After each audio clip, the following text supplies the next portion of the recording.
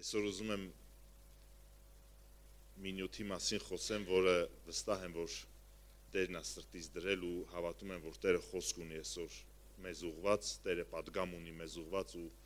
հավատում եմ, որ օրհնություն կլինի մեզ համար Աստծո խոսքը։ Այն ինչի մասին պիտի խոսեմ շատ ավելի լայն ու շատ ավելի ընդարձակ է, բայց կփորձեմ մի փոքր ներկայացնեմ, որովհետև Աստծո կոչումը եւ Աստծո կանչը մեզ ուղված չի ճանաչում սահմաններ, չի ճանաչում մեր տկարության սահմանը, չի ճանաչում մեր ունակությունների սահմանը, բայց Աստծո կանչը ուղված է մեզ եւ Աստված, երբ որ կանչել է մեզ, հատուկ նպատակի համար է կանչել։ Բոլոր ժամանակներում ամեն ինչի գոյության համար Աստված տվել է նրա իմաստը եւ մարդն էլ բացառություն չի։ Քանի որ ամեն ինչ, երբ որ ստեղծվել է, իր իմաստով է ստեղծվել։ Ու քանի որ մարդը բացառություն չի, Աստված մարդուն տվել է իր գոյության նպատակը։ Եվ մարդը ունենալով իր գոյության նպատակը, երբեմն խճճվելով կյանքի անցուդարձի մեջ, կորցնում է իր գոյության նպատակը։ Երբ որ նայում ենք, կնայենք 5 կտականից, կնայենք նոր կտականից, դեպքեր, իրավիճակներ, մարդկանց կյանքի պատմություն եւ ընդհանուր ազգի պատմություն։ Երբ որ տեսնում ենք հավատքի հայր Աբրահամին, տեսնում ենք, որ հավատքի հայր Աբրահամը ուներ կոչում Աստծուց։ Սկզբից Աստված նրան կանչեց տալով նպատակ, որ գնա Քանանի երկիր, հաղթահարելով տարբեր դժվարություններ, կյանքի անորոշություն, ճանապարհի անորոշություն, երբ որ դու պիտի ոչ թե մենակ վեր կենաս գնաս, այլ ամբողջ ընտանիքիդ հետ քո ունեցվածքով վեր կենաս ու անորոշության մեջ քայլանես, որ չգիտես ուր ես գնում, չգիտես ինչ միջոցներով ես գոյատևելու, չգիտես ինչ վտանգներ կան ճանապարհին, բայց Աբրահամը հավատքի քայլ արեց ու դուրս եկավ գնալու Քանանի երկիր։ Հետո երբ որ հասավ տեղ, Աստված խոսեց Աբրահամի հետ ու ասավ. «Իմ առջևս վարվիր եւ կատարյալ եղիր»։ Սկզբից Աբրահամի համար նպատակ էր գնալ Քանանի երկիր։ Հետո երբ որ հասավ Քանանի երկիր, Աստված նրան ուրիշ նպատակ տվեց. «Իմ առջևս վարվիր եւ կատարյալ եղիր»։ Եվ Աբրահամը պիտի ամեն ինչը համաձայնեցներ Աստծո հետ եւ իր վարքը ճշգրտեր Աստծո կամքի հետ։ Եվ Աստծո կամքը դառնում էր Աբրահամի համար իր ճանապարհի նպատակը, որ ձգտի դեպի Աստծո կամքը, որ կատարի Աստծո կամքը եւ հաճեցնի Աստծուն։ Երբ որ տեսնում ենք Իսրայելի ժողովրդին, որը Եգիպտոսում 72 հոգուց բազմացավ եւ 3 միլիոն դարձավ, ու հետո երբ որ Աստված Եգիպտոսի երկրից պիտի հաներ իր ժողովրդին, սկզբից նպատակ տվեց, որ գնան դեպի Քանանի երկիր ժառանգելու։ Երկար ճանապարհով, երկար շրջագայությունների շնորհիվ հասավ Իսրայելի երկիրը, Իսրայելի ժողովուրդը Քանանի երկիր, ու երբ որ հասավ, այս նպատակը իրականացված էր, Աստված նրան ուրիշ նպատակ տվեց։ Որն էր նպատակը։ Նրանք մնացած ազգերի նման թագավոր չունեին։ Բոլոր ազգերն ունեին իրենց ղեկավարը, իրենց թագավորը, բայց Իսրայելի ժողովուրդը չուներ թագավոր։ Եվ Աստված Իսրայելի ժողովրդի համար տվել էր որպես նպատակ, որ ինքը լինի նրանց թագավորը։ Եվ շարունակաբար Աստծո ղեկավարությունը փնտրեն եւ Աստծուն ծառայեն։ Սա էր Իսրայելի գոյության նպատակը, որպեսզի իրանք անընդհատ փնտրեն Աստծո ղեկավարությունը եւ Աստված եղնի իրանց կյանքի թագավորը։ Բայց այս բանի մեջ էլ ձախողվեց Իսրայելի ժողովուրդը, իր համար թագավոր վերցրեց, ընտրեց եւ Աստված տվեց նրանց իրանց սրտի ուզածը։ Հետո տեսնում ենք նոր կտականի մեջ Տեր Հիսուսը, երբ որ կանչում էր աշակերտներին, Պետրոսին, Հակոբոսին, Անդրեասին, երբ որ կանչում էր, ասում էր. «Եկեք ինձ մոտ եւ ինչ կլինի ձեր հետ, ես ձեզ մարդկանց որսորդ կդարձնեմ»։ Եթե մինչև այդ նրանք ձուկ էին որսում եւ իրենց կյանքի ապահովելու, կյանքի գոյության նպատակը կամ միջոցը տեսնում էին ձուկ որսալը, որ իրանք գիտեին, որ իրանց գործը սա, իրանք ձկնորս են, առավոտը պիտի դուրս գնան կամ իրիկունը պետքա գնան ձուկ որսալու, գիշեր ամբողջ գիշեր ձուկ որսան, առավոտը գան, քնեն, նորից գիշերը գնան, նորից առավոտը գան։ Ու իրանց կյանքը այս շրջապտույտի մեջ էր։ Իրանց կյանքի կարծես թե իմաստը սրա մեջ էր, որ ընտանիքի համար գումար վաստակե։ Բայց երբ որ Տեր Հիսուսը կանչեց նրանց, Տեր Հիսուսը փոխեց նրանց կյանքի նպատակը ու ասավ. ես փոխվելով ձեր կյանքի նպատակը տալիս եմ ձեզ ուրիշ նպատակ։ Եկեք իմ հետևից եւ ես ձեզ մարդկանց որսորդ եմ դարձնելու։ Հետո մի քիչ ավելի հետո տեսնում ենք Պողոս առաքյալին։ Ինչ էր անում Պողոս առաքյալը, հալածում էր մինչև առաքյալ դառնալը, նա խանձավորություն ունենալով Աստծո համար իր սրտի մեջ քրիստոնյաներին հալածում էր, որովհետև հավատում էր, որ քրիստոնյաները սրանք աղանդ են, սրանք Աստծուց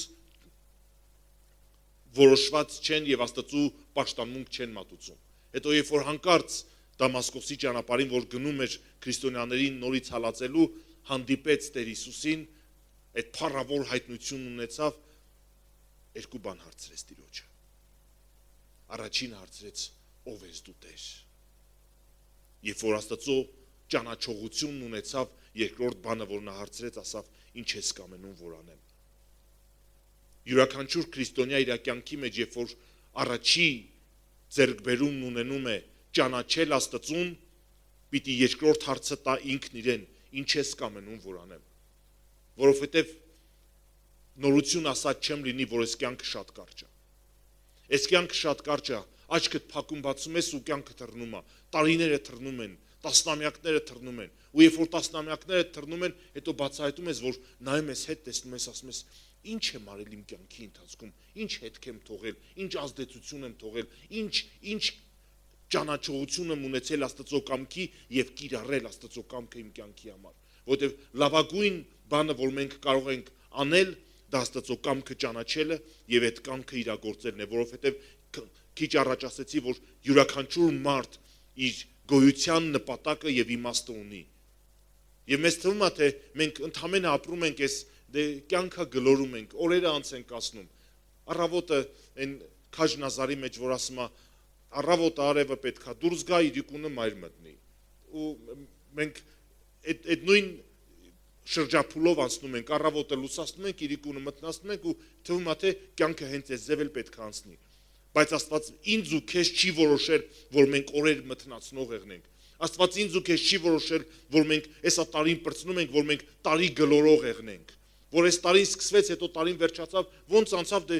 տարիեր անցավ, դե ինչ կարանք անենք։ Ինչ հետք թողեցինք, ինչ փոփոխություն բերեցինք, Աստծո կամքը ճանաչեցինք, արդյոք եւ կիրառեցինք Աստծո կամքը, ոնց որ թե հատուկ չէ։ Դե կյանքեր անցավ։ Ու այս կյանքն անցնում է, բայց մենք հետո նստում ենք մեր տաշտակի առաջ ու նայում ենք, ասում ենք. ինչ կա այս տաշտակի մեջ։ Տարիներս անցավ, բայց ինչ կա այս տաշտակի մեջ։ Ինչ վաստակ ունեմ, ինչ հետք ունեմ թողած։ Լավագույն հետքը, որ կարող ես թողնել, քո գոյության նշանակությունը եւ իմաստը հասկանալը եւ այդ նշանակության մեջ գտնվելը եւ նշանակությամբ կիրառվելն է։ Եվ Աստված ինձ ու քեզ չի որոշել, որ մենք օրեր, շաբաթներ, ամիսներ ու տարիներ ու տասնամյակներ գլորող լինենք։ Հետո տեսնում ենք, որ Տեր Հիսուսը աղոթքի մոդել էր տալիս։ Ասում են, Տեր, սովորացրա մեզ աղոթել։ Տեր Հիսուսը, երբ որ պիտի սովորեցներ աղոթել, Տեր Հիսուսը աղոթքի օրինակ տվեց նրանց։ Եվ այս աղոթքի օրինակի մեջ հոր սիրտը գիտակցելով, հոր սիրտը ճանաչելով, ինչ արեց Տեր Հիսուսը։ Ասավ աղոթեն բաներ, որ հոր սրտի մեջ կա։ Եվ Տեր Հիսուսը աղոթքի օրինակի մեջ ասում էր, այսպես աղոթեք. քո թագավորությունը գա եւ քո կամքը լինի։ Յուրաքանչյուր քրիստոնյա պիտի փնտրի Աստծո թագավորության էջքը իր կյանքի մեջ, որ Աստծո թագավորությունը գա ոչ միայն իր կյանքի մեջ, իր ընտանիքի մեջ, իր շրջապատի մեջ։ Տեր Հիսուսը, երբ որ ասում էր կգնաք, միտեղ կքարոզեք, ասեք երկնքի թագավորությունը մոտեցել է։ Տեր Հիսուսը, երբ որ եկել էր, սովորացնում էր, ուսուցանում էր, Տեր Հիսուսը երկնքի թագավորությունն էր ուսուցանում եւ սովորացնում մարդկանց։ Ասում էր երկնքի թագավորությունը այս բանի նման է։ Մեզ մի ուրիշ բանի նման է երկնքի թագավորությունը։ Ու Տեր Հիսուսը, երբ որ սովորացնում էր երկնքի թագավորությունը, մեզ էլ սովորացրեց, որ մենք ամեն բանից առաջ ինչ անենք, խնդրենք երկնքի թագավորություն։ Տեր Հիսուսը առաջնահերթություն էր դնում երկնքի թագավորությունը խնդրելը եւ փնտրելը քրիստոնյաների համար։ Եվ իմ ու քո համար, երբ որ երկնքի թագավորությունը առաջնահերթությունը, մենք պիտի փնտրենք երկնքի թագավորությունը բերել ֆիզիկական իրականության մեջ։ Եվ այս ֆիզիկական իրականության մեջ մարդկանց կյանքերի վրա երկնքի թագավորության ազդեցությունը թողնենք։ Մենք որոշված ենք Աստծո կամքի համար, որպեսզի Աստծո թագավորության վկաները, դեսպանները լինենք։ Մարդկանց Աստծո թագավորության մեջ տեղափոխենք, վկայենք երկնքի թագավորության մասին։ Ու ոչ միայն վկայենք խոսքով երկնքի թագավորության մասին, այլ նաև դրսևորենք երկնքի թագավորության զորությունը երկրի վրա։ Որտեղ Տեր Հիսուսը Մարկոս ավետանի վերջի խոսքերի մեջ, վերջի գլխի վերջի խոսքերի մեջ այսպես էր ասում, որ այս նշանները պիտի հետևեն նրանց, ովքեր հավատում են։ Ում պետք է հետևին, հատուկ մարդկանց չէ, հավատացողներին պիտի հետևեն այս նշանները։ Եվ Տեր Հիսուսն ասում էր հիվանդների համար նրանց վրա ձեռ պիտի դրնեք եւ նրանք պիտի առողջանան։ Եվ յուրաքանչյուր քրիստոնյա կարող է ոչ միայն իր խոսքով, այլ նաեւ Աստծո զորության դրսևորումով երկնքի թագավորության վկան եւ ներկայացուցիչը լինել։ Մեր տկար հավատքը, թերահավատությունը կայանում է սրանում, որ մենք չենք հավատում, որ այդ զորությունը մեզ պատկանում է, որ Աստծո թագավորության զորությունը գտնվում է մեզանում, որովհետև Սուրբ Հոգին մեր մեջ Աստծո զորության կրողն է, Աստծո զորության էությունն է եւ Սուրբ Հոգին, երբ որ գա մարդի կյանքի մեջ, մարդը զորություն է առնում։ Տեր Հիսուսն ասավ, որ սպասեք, մինչև վերից զորություն առնեք եւ իմ վկաները լինեք։ Աստծո վկան լինելու համար մենք Սուրբ Հոգու զորության կարիք ունենք եւ մենք ընդունած լինելով Սուրբ Հոգին մեր կյանքերի մեջ, մենք պիտի համարձակ լինենք դրսևորելու Սուրբ Հոգու զորությունը։ Եվ սա մեր բաժինը եւ մեր ժառանգությունն է։ Եվ Տեր Հիսուսն ասում էր, որ այսպես աղոթեք, քո թագավորությունը գա եւ քո կամքը լինի։ Մեզանից ամեն մեկը թագավորության վկա լինելու համար կանչված է, որ Աստծո թագավորությունը տարածի, Աստծո թագավորության ազդեցությունը բերի այս աշխարհի թագավորության մեջ, երկրավոր թագավորության մեջ։ Եվ հաջորդ բանը, որ Տեր Հիսուսն ասում էր, խրախուսում էր, որպեսզի քրիստոնյաները հետամուտ լինեն, քո կամքը լինի։ Աստծո կամքի հետևող մարդիկ։ Ինչ որոշում ունի Աստված իմ ու քո կյանքի համար, ինչ ակնկալիքներ ունի Աստված ինձանից ու քեզանից։ Գուցե դու մի քիչ տարիքը տարած ես, ասում ես, դե իմ հայ-հայը գնացել է, վայ-վայս մնացել է, էսա իմ գնալու վախտն է, բայց էլ ինչ կարամ ես անեմ, ծեր մարդ եմ, տարիք սառած մարդ եմ, էլ ինչ կարամ անեմ Աստծո համար։ Դեռևս Աստված ամեն օրվա համար կամք, ցանկություն, նպատակ, ծրագիր ունի։ Տեր Հիսուս երբ որ աղոթք էր սովորացնում, ասում էր, մեր հանապազօրյա հացը տուր մեզ այսօր։ Այս աղոթքն էր սովորացնում։ Եվ ինչ հանապազօրյա հացի մասին է խոսքը։ Ոչ միայն ֆիզիկական հացի մասին Տեր Հիսուսն ասում էր, ոչ միայն հացով կապրի մարդ, այլ ամեն խոսքով, որ դուրս է գալիս Աստծո բերանից։ Մեզանից ամեն մեկը կարող է ամեն օր հաղորդվելով Աստծո սրտին, Աստծո սրտից խոսք ընդունել եւ այս խոսքով ապրել։ Մենք կարող ենք ճանաչել Աստծո կամքը։ Պողոս առաքյալը Եփեսացիների համար, երբ որ աղոթք էր անում, ասում էր, ես աղոթում եմ ձեզ համար։ Եփեսացիս առաջի գլխի մեջ Պողոս առաքյալն աղոթում էր, ասում էր, ես աղոթում եմ ձեզ համար, որպեսզի Աստծո ակնկալիքը ճանաչեք, Աստծո հույսը ճանաչեք, Աստծո սպասումները ճանաչեք ձեզ համար։ Եվ երբ որ քրիստոնյան ճանաչում է Աստծո ակնկալիքը իր կյանքի համար, նա կարողանում է նաև կիրառել։ Եվ Պողոս առաքյալ հաջորդ բանն ասում էր, որ ճանաչեք այն զորությունը, որ բնակվում է հավատացյալներից մեջ, եւ ճանաչեք այն վարձքը, որ Աստված պատրաստել է ձեզ համար, երբ որ նրա կամքը կատարեք։ Սիրելի քրիստոնյա, մեծապես հիասթափված կլինենք ես ու դու, երբ որ մեր կյանքը ապրենք, հետո Աստծո մոտ, Աստծո գահի առաջ հանդիպենք այդ փառքի Աստծուն ու հետո տեսնենք, որ ինչքան մեծ հետք կարող էինք թողնել երկրի վրա ու չթողեցինք, ինչքան մեծ ազդեցություն կարող էինք թողնել երկրի վրա ու չթողեցինք այդ ազդեցությունը, ինչքան բան կար, որ Աստված ուզում էր, որ մենք անենք, բայց մենք զբաղված եղնելով մեր երկրավոր այն փոքր ճղճիմ այդ շրջապտույտներով մեր սարի շուրջը պտտվելով մենք պտտվում ենք այդ սարի շուրջը։ Իսրայելի ժողովուրդը երկրորդ օրինաց գրքի մեջ երկրորդ գլխի մեջ նկարագրվում է մի իրավիճակ, որ եկել էին հասել էին միտեղ մի հատ սարի էին հասել։ Աստված էր բերել իրաց այդ սարի մոտ ու պտտվում էին անընդհատ այդ սարի շուրջը։ Եվ երկրորդ գլխի առաջի խոսքերի մեջ Աստված ասում է հերիքա պտտվեք այդ սարի շուրջը, վեր կացեք գնացեք այս ուղղությամբ։ Մենք ցավոք սրտի երբեմն մեզ բացահայտում ենք մի տեղ, որ Աստված մեզ բերել մի տեղ է հասցրել, մենք անընդհատ պտտվում ենք այդ նույն տեղը։ Դե Աստծու օրհնությունն այն աշխատանքը, որ ունենք, բայց մենք տարված լինելով այդ աշխատանքով մենք աչքի առաջից բաց ենք թողել այն նպատակը, որ Աստված մեզ տվել է։ Մեր ընտանիքը Աստված է օրհնել մեզ, բայց մենք զբաղված եղնելով ընտանիքի հոգսերով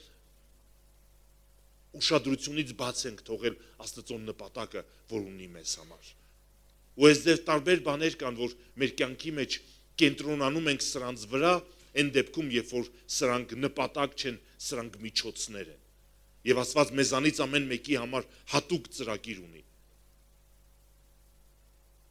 Նորություն ասած չեմ լինի, որ այս եկեղեցու տեսիլքը սա է, այս եկեղեցու նշանակությունը սա է, որ մարդիկ գան Աստծուց առնեն իրանց կյանքի տեսիլքը, իրանց նշանակությունը կյանքի, հետո օծություն, զորություն առնեն այդ նպատակը իրականացնելու եւ գնան իրականացնելու այդ նպատակը։ Եվ հավատում եմ, որ Աստված ամեն մեկիդ համար հատուկ նպատակ ունի որոշած եւ հատուկ ծրագիր ունի ամեն մեկիս համար որոշած։ Փիլիպեցիս 3-րդ գլխի մեջ 9-րդ համարից Պողոս առաքյալը նկարագրում է իր կյանքի նպատակը։ Ասում է. ես շատ բան ունեի, որ կարող էի ձեռքբերում համարել, բայց այդ ամեն ինչը մի կողմ դրեցի։ Ինչի, որովհետև ավելի վեր, ավելի ավելի բարձր, ավելի գերակա բան էի տեսնում, որին պիտի ձգտեի։ Եվ 6-րդ խոսքից Պողոս առաքյալն այսպես է ասում, 9-րդ խոսքից այսպես է ասում. իմ նպատակը սա էր, որ նրանում գտնվեմ եւ ոչ թե իմ արդարությունն ունենամ, որ օրենքից է, այլ որ Քրիստոսի հավատիցն է, եւ այն արդարությունը, որ Աստվածանից է հավատքով, որ ճանաչեմ նրան եւ նրա հարության զորությունը եւ նրա չարչարանքներին մասնակից լինելը եւ նրա մահվանը կերպանակից լինելով, որպեսզի մեռելների հարությանը հասնեմ։ Նախ նկարագրում է այն ձգտումները, որ ինքը կարող էր ունենալ իր նախկին ձգտումների փոխարեն, որտեղ եթե նախկինում ուներ պարծանքներ, որ ես այս ձևին եմ, ես այս ձեռքբերումներն ունեմ, ես այս ստատուսն ունեմ, ես այս ծագումն ունեմ, ես այս կրթությունն ունեմ, ես այս աստիճանն ունեմ, մարդկանց մոտ այս պատիվն ու փառքն ունեմ, ինքն ասում է, իմ այս ամեն ինչը փոխվել է, եւ ես այս ամեն ինչը փոխարինել եմ ուրիշ բանով, որ նրա արդարությունն ունենամ, որ նրան ճանաչեմ, նրա չարչարանքներին հաղորդ լինեմ, որ նրա մահվանը հաղորդ լինեմ, սա է իմ ձգտումները։ Բայց հետո հաջորդ խոսքի մեջ Պողոս առաքյալը շարադրում է 12-րդ խոսքի մեջ, ոչ թե իբր արդեն բռնած լինելով կամ թե արդեն կատարյալ եղած լինեմ, բայց հետևում եմ, որ իցե թե հասնեմ նրան, ինչպես որ Քրիստոս Հիսուսիցը բռնված եմ։ Մենք երբեմն մեզ բացահայտում ենք միտեղ, որ կարծես թե արդեն հասել ենք։ Կարծես թե արդեն հասել ենք։ Դե ինչ էր պետք էր հավիտենական կյանքի պարգևը ձեռք բերեի, ձեռք եմ բերել։ Ինչ էր պետք, ջրի մկրտություն էր պետք, ձեռք եմ բերել։ Ինչ էր պետք, Սուրբ Հոգու մկրտություն էր պետք, ձեռք եմ բերել։ Ինչ էր պետք, որոշակի հոգևոր կրթություն, գիտելիքներ ունենալ էր պետք, էսել եմ ձեռք բերել։ Ինչ էր պետք, որոշակի աղոթքի կյանք, էսել եմ ձեռք բերել։ Եկեղեցի ստաբիլ հաճախել, էսել եմ ձեռք բերել։ Ու ոնց որ թե էլ ձեռքբերում չկա, էլ բան չկա, որին ձգտեմ։ Ցավոք սրտի քրիստոնյաների մեծամասնությունը իրան հասածը համարում եւ ձգտումը բացակայում է քրիստոնյաների կյանքից։ Աստված ուզում է մեզ տեղից շարժի։ Այսօր Աստված ուզում է մեզ շարժի մեր տեղից, ասի հերիքա սահմանափակվես քո ձեռքբերումներով, նպատակ դիր առաջդ, ձգտի այդ նպատակիդ, որտեւ եթե դու դա չանես, շատ կարճ ժամանակ հետո դու կապսոսաս դրա համար։ Երբ որ կհանդիպես Աստծուն, այն ժամանակ կափսոսած, որ կյանքդ գնաց, տարիներդ գնացին, տասնամյակներդ գնացին ու այդ ձև էլ չմտար քո ձեռքբերումների ճանապարհի մեջ, որ սկսես նոր բաներ ձեռք բերես։ Եվ Պողոս Առաքյալն ասում է, ով էր այս մարդը, որ ասում է չեմ հասել։ Ինքը մի մարդ էր, որ 100 հազարավորների էր հասել։ Երբ որ նայում ենք ինչ ձեռքբերումներ ուներ, հարյուրավոր եկեղեցիներ էր հիմնել։ Գնացել էր սաղ Եվրոպան ոտնատակ էր տվել, եւ Ասիայի մի մասը ոտնատակ էր տվել Աստծու համար։ Գնացել էր այդ մերձավոր արևելքի տարածքներում Աստծու համար գործ էր արել, բայց ասում էր չեմ հասել։ Ես ինչի պետք է հասներ, որ չի հասել։ Դեռևս ճանապարհ ունեմ գնալու, ասում էր։ Մենք երբ որ մի փոքր բան ենք անում, մի փոքր ծառայություն ենք ձեռք բերում, Աստծու համար մի բան սկսում ենք անել, մտածում ենք հասա, իմ ծառայությունը ձեռք բերեցի, բայց Պողոս Առաքյալն ասում էր ես չեմ հասել։ Ես նպատակ եմ դրել իմ առաջ, որ ձգտեմ, որ հասնեմ Աստծո կոչումին։ Եվ վերջի միտքը, որ այս հատվածի մեջ Պողոս Առաքյալն ասում է, ես հենց սրա համար էլ բռնված եմ Քրիստոսից։ Այս ձգտումի համար բռնված եմ Քրիստոսից։ Ոչ թե իբր թե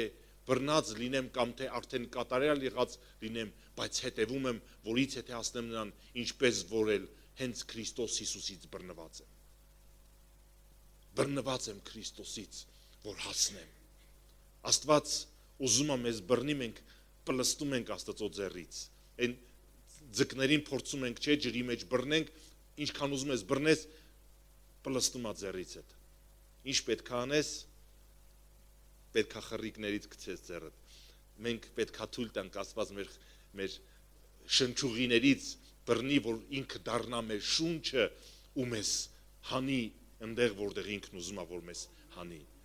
Ու Պողոս Առաքյալն ասում է, ես բռնված եմ Քրիստոսից, որ հասնեմ, որ ձգտեմ։ 13-րդ համարի մեջ Պողոս Առաքյալն ասում է, եղբայրք, ես իմ անձը չեմ համարում, որ հասած լինեմ, բայց մեկ բան կա։ Ետևի բաները մոռանալով դեպի առաջի լինողներին եմ նկրտում։ Ինչ ձեռքբերումներ ունես։ Քիչ առաջ ասեցի ձեռքբերումների մասին։ Պողոս Առաքյալն ասում է, սրանք ես չեմ կենտրոնանում իմ նախքին ձեռքբերումների վրա։ Ես չեմ կենտրոնանում իմ ունեցածի վրա։ Ես առաջ եմ նայում։ Առաջ եմ նայում, թե ուր է ինձ Աստված տանում, թեպի ուր է ինձ Աստված քաշում։ Եթե Աստված այսօր քեզ հայտնվի ու քեզ ասի, որ պետքա թողես այս քաղաքը, քո տունը, քո տեղը, ու պետքա գնաս մի տեղ, որտեղ Աստծո կամքը պիտի անես, արդյոք պատրաստ ես գնալու։ Մենք նստակյաց քրիստոնյաներ ենք դարձել, բայց օրերս մտածում էի մի հարանվանության մասին, մի եկեղեցու մասին, որ իրանք շատ փորձառում են այս բանը։ Կարա որևէ մեկը նշանակվի ինչ-որ քաղաքում հովիվ։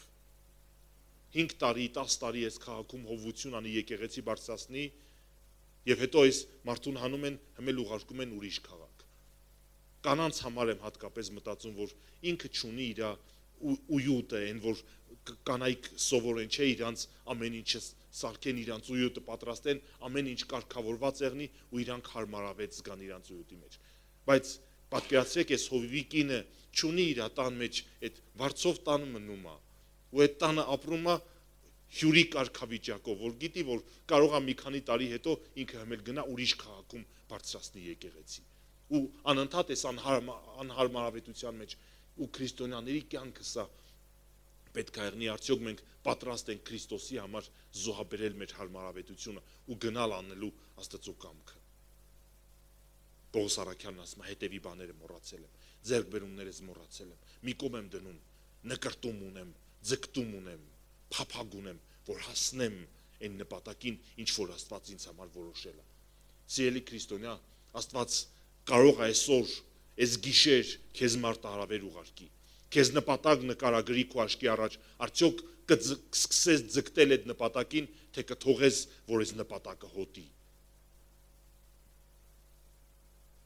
Մի պատմություն կա, որ մի մարդ Աստված իր կյանքի մեջ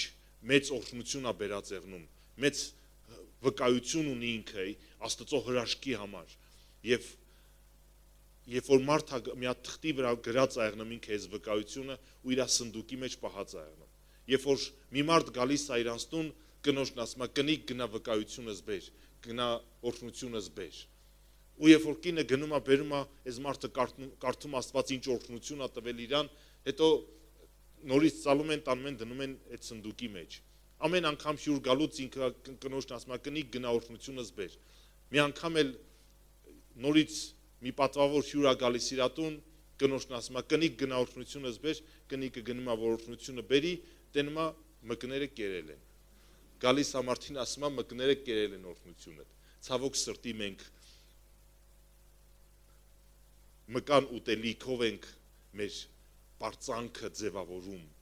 մենք Աստծո երբեմնի տարիներ առաջ կատարած օրհնությունով ենք մեր պարծանքը ձևավորում, բայց Պողոս Արաքյանն ասում էր հետևի բաները մոռացել եմ, հա լավ է եղել որ եղել է, Աստծո օրհնությունն է կպատմեմ կօրհնվեն մարդիկ, բայց կենտրոնացած չեմ նախկին օրհնության վրա, որ 10 տարին մեկ Աստված օրհնություն անի, այդ 10 տարին մեկ Աստծո արած օրհնությունը հիշեմ ու պատմեմ, չէ, ես ուզում եմ Աստծո նպատակին ձգտեմ։ Եվ 14-րդ խոսքը կարդացինք, հետևում եմ դեպի նպատակը, Աստծո վերին կոչումի մրցանակին Քրիստոս Հիսուսում։ Պողոս Առաքյալը իր նպատակն է նկարագրում, ասում է ես նպատակ ունեմ, որ երբ որ հանդիպեմ Աստծուն, որ երբ որ կանգնեմ Աստծո առջև, մի հատ մրցանակ շնորհի ինձ, վերին նպատակի մրցանակ։ Մենք ցավոք սրտի երկրավոր նպատակներ ենք դնում մեր առաջ, որ այս ունենամ, մյուսն ունենամ, հաջորդ ունենամ, մի քիչ էլ աշխատեմ, այս ձեռքբերումն ունենամ, մի քիչ էլ ինձ նեղություն տամ, այս մյուս ձեռքբերումն ունենանք, երկրավոր նպատակներ ենք դնում, բայց Պողոս Առաքյալն ասում է, հետևում եմ դեպի նպատակը։ Որն է այս նպատակը, որին հետևում եմ, վերին կոչումի մրցանակը Քրիստոս Հիսուսում, վերին կոչումի մրցանակ։ Ինչ կոչում ունի Աստված քեզ տված։ Պետրոս Առաքյալն ասում է, ջանք արեք, որպեսզի ձեր կոչումը եւ ընտրությունը հաստատեք։ Կոչումը եւ ընտրությունը, երկու բան է նկարագրում Պողոս Առաքյալը, Պետրոս Առաքյալը, կոչում եւ ընտրություն։ Ինչ նպատակ ունի, ինչ կոչում ունի Աստված, որով կանչել է քեզ, եւ ինչ ընտրություն ունի, որ հատուկ մի բան կա, որ դու կարաս անես դա, որ մենակ դու կարաս անես դա, հատուկ նպատակ, որ քո համար անձամբ որոշել Աստված։ Արդյոք ձգտում ես այդ նպատակին, որ իրականացնես, թե հարմարավետության մեջ հարմարվել ենք։ Երկրորդ մնացորդած 29-րդ գլուխ 11-րդ համար։ Եզեկիա թագավորը, որը վերանորոգում էր Աստծո տաճարը, որը քահանաներին կարգում էր իրանց ծառայության մեջ, որ քահանաները գնացել էին իրանց, սկսել էին ուրիշ գործով զբաղվել, Եզեկիա թագավորը բերում էր իրանց գործիներ կարգում ու ասում էր. «Արտորդյակներս, անհոգություն մի անեք, որովհետև ձեր Տերը ձեզ ընտրեց, որ նրա առաջ կանգնեք, նրան ծառայելու համար եւ նրան սպասավոր լինեք եւ խունկ ծխեք»։ Տերը ձեզ ընտրել է։ Տերը քեզ ընտրել է։ Կողքինից չի ընտրել, քեզ ընտրել։ Անձամբ քեզ ընտրել է։ Գուցե չես հավատում, ասում ես, դե ես ով եմ, որ ինձ ընտրի։ Տերը անձամբ քեզ ընտրել է։ Մի մտածի, որ քեզ չի ընտրել, անձամբ քեզ ընտրել է։ Անձամբ քեզ ընտրել է, որ դու իր առաջ ծառայություն մատուցես։ Քո արածը իրան անուշահոտություն բարձրանա որպես, որ իրան ծառայողն ես։ Աստված քեզ ընտրել է։ Ու եթե Աստված քեզ ընտրել է, հատուկ քո նպատակի համար ձեռիցդ բաց մի թող։ Անհոգություն մի արա։ Եզեկիա թագավորը կանգնել էր քահանաներին ասում էր անհոգություն մի անեք։ Տերը ձեզ ընտրել է հատուկ նպատակի համար։ Պատիվ է տվել քեզ, որ դու հատուկ նպատակի համար կիրառվես։ Անհոգ մի լինի։ Եզեկիել մարգարեն 16-րդ գլուխ 49-րդ համարի մեջ նկարագրում էր Սոդոմի անօրենությունը, Սոդոմի մեղքի նկարագիրը տալիս էր։ Եվ Սոդոմի նկարագիրը տալուց, գիտեք, որ Սոդոմ եւ Գոմոր քաղաքներն էին, որտեղ պղծություն կար եւ Աստծո դատաստանն եկավ այս քաղաքների վրա։ Որն էր իրանց նկարագիրը։ Իրանց նկարագիրը սա էր. անհոգ հանգստություն։ Անհոգ հանգստություն։ Ասա էր քո քույր Սոդոմի անօրենությունը։ Հպարտություն, հացի կշտություն եւ անհոգ հանգստություն ուներ նա եւ իր աղջիկները եւ խեղճի ու աղքատի ձեռքը չեր ուժովացնում։ Որն էր նրա անօրենությունը։ Նրա անօրենության ատրիբուտներից մեկը սա էր՝ անհոգ հանգստություն։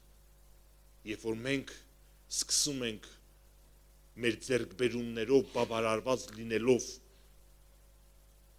անհոգություն եւ հանգստություն ձեռք բերել, որ արդեն դառնում ենք, նստում ենք մեր տեղը, ասում ենք կեր խմի Քեֆարանազար ջան, աշխարհը թալիր ոտի տակ։ Ինչի, որովհետեւ արդեն ձեռքբերումներ ունես։ Տեր Հիսուսը, երբ որ մի մարդու նկարագրում էր, որ ասում էր, որ ձեռքբերումներ ունեցավ, հետո ամբարները մեծացեց, ասավ կեր խմի Քեֆարանազար ջան, սրանից հետո երկար տարիների ուտելիք ունես։ Վայելելու հնարավորություն ունես, բայց Տերն ասավ այս գիշեր հոգիդ վերցնում եմ։ Մենք երբեմն այդ անհոգ հանգստության մեջ գտնվելով, բավարարված լինելով մեր կոմֆորտի մեջ, չուզենալով դուրս գալ մեր կոմֆորտի զոնայից եւ մեզ նեղություն տալ, մեր ընծայումը մեծացնել, մեր փնտրտուք Աստծուն ավելացնել, Աստծո կամքի ճանաչողությունը ձեռք բերել, Աստծո սրտի լույսը ունենալ մեր սրտերի մեջ, մենք չուզենալով Աստծուն մոտիկ եւ մտերիմ լինելով, Աստծուն ճանաչել, Աստծուն ընծայվել, Աստծո հետևից գնալ, Տեր Հիսուսի խաչը վերցնել եւ հետևել նրան,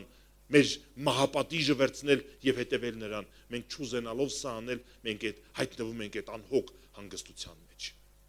Բայց Տեր Հիսուսն ասում էր. ամեն օր անձը դուրացի, խաչդ վերցրու ու հետևի ինձ։ Դուրս արի այդ կոմֆորտ զոնայից, ամեն օր պատրաստ եղի մեռնելու, ամեն օր հետևի ինձ, թե ես ուր եմ գնում։ Հետևել գիտեք ինչ է նշանակում, հետևել չի նշանակում, որ դու մի հատ կոնկրետ ուղղություն կա, այս ուղղությամբ գնում ես։ Մենք ցավոք սրտի մեր ավտոպիլոտը միացնում ենք ու կոնկրետ ուղղությունը որոշածա, մեր կոնկրետ գործողությունների պլանը ունենք, մենք շաբաթը սկսում է այս ձև, շաբաթը վերջանում է այս ձև, մեր օրը սկսում է այս ձև, օրը վերջանում է այս ձև, մեր գրաֆիկը այս ձև է ու գրաֆիկի մեջ փոփոխություն չկա, մեր նպատակներն այս ձևին են ու սրանց մեջ փոփոխություն չկա, ավտոպիլոտը միացրած է գնում ենք, բայց հետևել նշանակում է, եթե հանկարծ դեմինս աջ թեքվեց, ես աջ չեմ թեքվում, դեմինս ձախ թեքվեց, ձախ եմ թեքվում, դեմինս կանգնեց, ես էլ եմ կանգնում, ես հետևում եմ, ես հետևորդ եմ, ես առաջնորդ չեմ, ես ավտոպիլոտս միացրած չի, արդյոք հետևում ես Քրիստոսին, արդյոք զգում ես, որ ինքը ուր է տանում քեզ, ինչի մեջ է առաջնորդում, ինչի մեջ է արգելում, արդյոք զգում ես, որ Քրիստոսը քեզ առաջնորդում է, թե մենք դադարել ենք Քրիստոսին հետևորդ լինելուց եւ ինքներս դարձել ենք մեր կյանքի առաջնորդը, արդյոք Քրիստոսը քո կյանքի Տերը եւ քո առաջնորդն է եւ դու հետևում ես իրան։ Տեր Հիսուսն ասում էր, եթե մեկն ուզում է իմ հետևից գալ, այս ձևով պետք է անի, պետք է անձուրանա, խաչը վերցնի ու գա իմ հետևից։ Անձուրանալ սա մեր միտքը, մեր զգացմունքներն ու մեր կամքն են, մեր անձի բովանդակությունը։ Եվ Տեր Հիսուսն ասում էր, էական չի, ինչ ես մտածում, էական է ես ինչ եմ մտածում,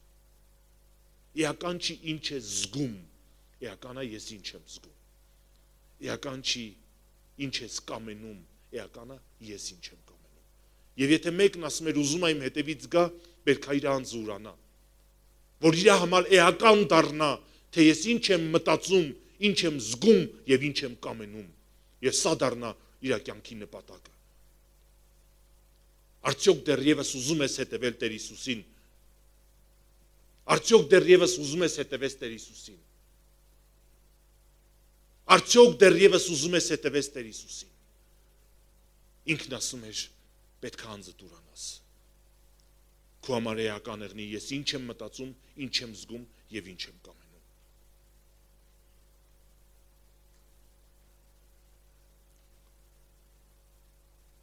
Եբրայեցիս 2 գլուխ 1-3 համարների մեջ հեղինակն ասում է, նրա համար պետք է մեզ առավել եւս ականջ դնենք մեր լսած բաներին, որ միգուցե պակասվենք, որովհետև եթե հրեշտակների ձեռքով խոսված բաները հաստատ եղավ եւ ամեն հանցանք եւ անհնազանդություն ընդունեց իր արդար պատիժը, ապա մենք ինչպես կպրծնենք, եթե անհոգ լինենք այնպիսի մեծ փրկության համար, որ սկիզբն առավ խոսվելու Տերից եւ լսողների ձեռքով մեր միջումը հաստատվեց։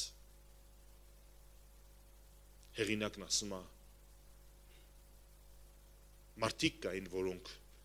փրկություն ունեին, հետո անհոգ եղան այս փրկության համար։ Մարդիկ կային, որոնք բաներ ունեին Աստծուց խոսացված, հետո անհոգ եղան սրա վերաբերյալ։ Եվ արդար պատիժ ընդունեցին իրանց հանցանքների համար, որքան առավել մենք։ Այն փառավոր փրկությունը, որ մենք ընդունել ենք, հանկարծ սրա նկատմամբ անհոգ լինենք։ Ինչ էր ուզում ասել ես Եբրայեցիս թղթի հեղինակը։ Ցավոք սրտի շատ քրիստոնյաներ այնքան են աշխարհի սիրով տարվում, աչքի ցանկության, մարմնի ցանկության, այս կյանքի ամբարտավանության հրապույրով տարվում, որ այն ճոխ փրկությունը, որ Աստված իրանց տվել է, ախր մենք բոլորս դժոխք էինք գնում։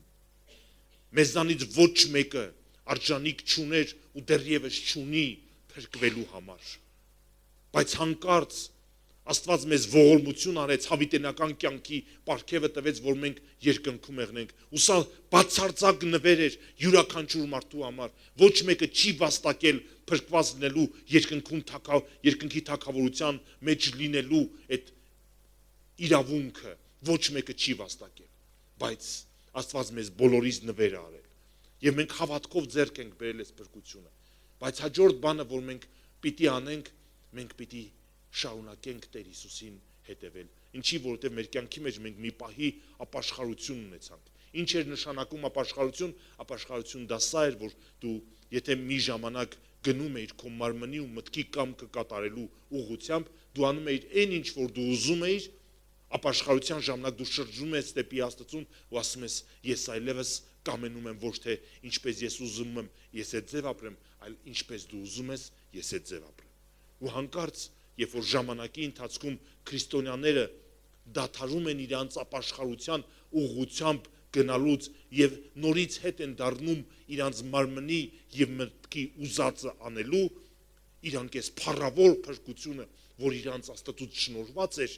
իրանք ձեռից տալիս են։ Ինչի, որովհետեւ հետ են դառնում այն ձև ոնց որ առակած գիրքն ասում, որ շունը հետ է դառնում իր փսխածը լպստելու։ Ցավոք սրտի որոշ դեպքերում որոշ քրիստոնյաներ ու երբեմն այդ քանակը շատ է եղնում, հետ են դառնում իրանց փսխածը լպստելու։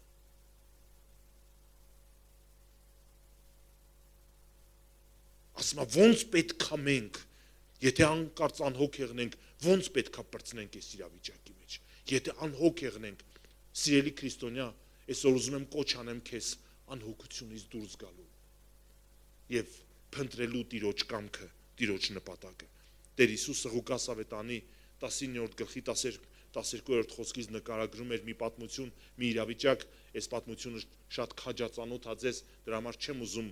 նկարագրեմ այս պատմությունը, երբ որ Տեր Հիսուսը նկարագրում էր մնասների պատմությունը, որ մի ազնվական հեռու երկիր գնաց, հետո որպես թագավորություն առնի ու հետ գալ։ Եվ ինչ արեց, մնասներ տվեց իր ծառաներին։ 10 ծառա կանչեց, 10 ծառաներին մնասներ տվեց։ Որոշակի դրամական միջոց տվեց եւ ասավ վերցրեք ու օգտագործեք։ Ու հետո ինքը գնաց հեռու երկիր։ Երբ որ հետ դարձավ, նկարագրված է մի իրավիճակ, որտեղ 3 ծառաներից մեկը տվեց նրան 10-ի փոխարեն 10